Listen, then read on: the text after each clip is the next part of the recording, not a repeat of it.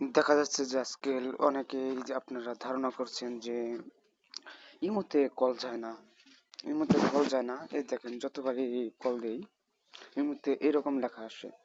এইরকম লেখা আসার কারণটা কি? এটা হচ্ছে শুধু এসএমএস যাবে, এসএমএস যাবে কিন্তু কল যাবে না।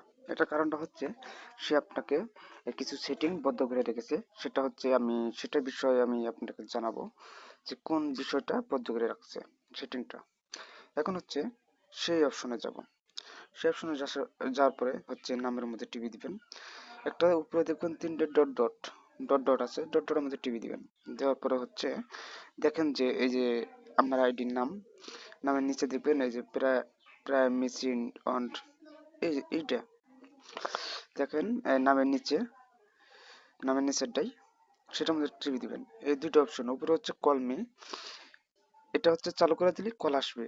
আর এটা হচ্ছে ইনভাইট, মানে হচ্ছে কোন গ্রুপে থেকে আমাকে এখন বর্তমানে ইনভাইট দিতে পারবে না। আর এটা চালু করে দিলে ইনভাইট দিতে পারবে। এই যে এটা করে দিলাম, এটা হচ্ছে ফের আবার সিআইডিতে যাব। সিআইডি যায় না, আমি দেখবো যে কল ছাই কিনা। এখন কল আইছে, এখন আমরা বুঝলাম যে এখন কল আইছে। আশা করি সবাই সেটিংটা বুঝতে পারছেন। যদি ভালো লাগে তাহলে সাবস্ক্রাইব করবেন, সবাই লাইক কমেন্ট করবেন যদি আপনাদের কোনো উপকার আসে।